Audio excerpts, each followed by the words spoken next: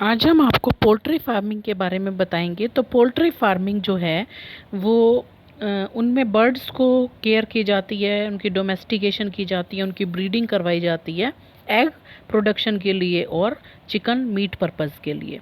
इसीलिए हम improved poultry breeds को डेवलप करते हैं और एग्स के लिए और मीट पर्पज़ के लिए उनको उनकी ब्रीडिंग कराते हैं। अब क्रॉस ब्रीडिंग प्रोग्राम्स भी कराए जाते हैं जिसमें हम इंडियन ब्रीड जैसे कि असील और फॉरेन या एग्जॉटिक ब्रीड जैसे लेगहॉर्न, इनकी क्रॉस ब्रीडिंग कराते हैं जिससे हमें इम्प्रूव्ड वैरायटी मिल सके। और इसके लिए हमें कुछ डिज़ायरेबल करेक्टर्स होते हैं जिनका हम ध्यान रखते हैं। जैसे फर्स्ट डिज़ायरेबल करेक्टर है number and quality of chicks, यानी कि काफ़ी ज़्यादा अमाउंट में और अच्छी क्वालिटी के चिक्स जो हैं वो प्रोड्यूस होने चाहिए। और चिक प्रोडक्शन के लिए अगर कमर्शियल चिक प्रोडक्शन कर रहे हैं तो उसके लिए जो पेरेंट्स हैं, ब्रॉयलर पेरेंट्स हैं, वो ड्वार्फ होने चाहिए, उनकी हाइट जो है ज़्यादा नहीं होनी चाहिए। इसके अलावा समर एडेप्टेशन कैपेसिटी, यानी कि हाई टेम्परेचर को वो सहन कर सकें, ऐसी क्वालिटी उनके अंदर होनी चाहिए। उनकी मेंटेनेंस रिक्वायरमेंट कम होनी चाहिए।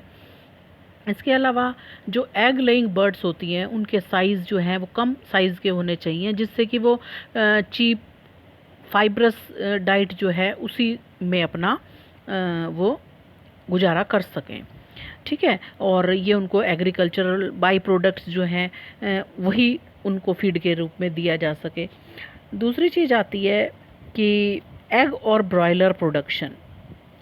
अब एग और ब्रॉयलर प्रोडक्शन में हम क्या देखते हैं कि ब्रॉयलर चिकन को फीड किया जाता है विटामिन रिच जो फूड होता है उससे, जिससे कि उनकी ग्रोथ रेट अच्छी हो सके और अच्छी फीडिंग एफिशिएंसी वो दिखा सकें। इसके अलावा हमें केयर भी रखनी पड़ती है जिससे कि उनकी जो डेथ है वो कम हो, उनके जो फैदर्स हैं वो मेंटेन रहें और जो उनकी कारकास बोलते हैं डेड बॉडीज़ को, तो उनमें भी कोई इन्फेक्शन वगैरह ना हो।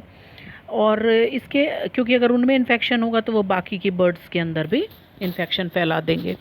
और फिर ब्रॉयलर को प्रोड्यूस किया जाता है और फिर मार्केट में उन्हें मीट पर्पज़ के लिए सेल कर दिया जाता है।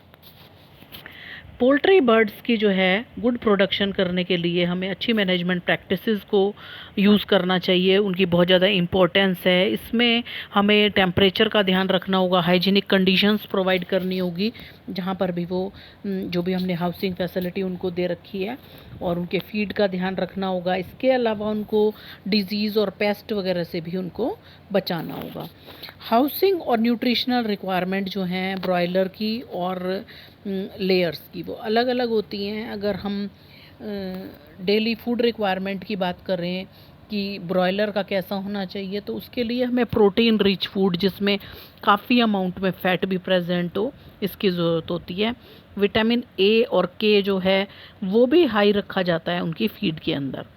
पोल्ट्री फॉल को कई बीमारियां हो सकती हैं, वायरस की वजह से, बैक्टीरिया की वजह से, फंगी की वजह से या पैरासाइट की वजह से, या ऐसा भी हो सकता है कि उनको कुछ न्यूट्रिशनल डेफिशिएंसी हो जाए। तो इसके लिए ये ज़रूरत है कि हम उनकी उस जगह की साफ़ सफाई, सैनिटेशन का ध्यान रखें और स्प्रे कराएं डिसइंफेक्टेंट का रेगुलर टाइम इंटरवल पे। इसके अलावा अप्रोप्रिएट वैक्सीनेशन भी करा के हम उनको इन्फेक्शियस डिजीज़ से बचा सकते हैं, और इससे इस बात का खतरा भी कम हो जाएगा कि उनके जो भी मुर्गियां वगैरह हैं उनके बीच में बीमारी फैलने के चांसेस भी कम हो जाएंगे। तो ये था आपका पोल्ट्री फार्मिंग का टॉपिक।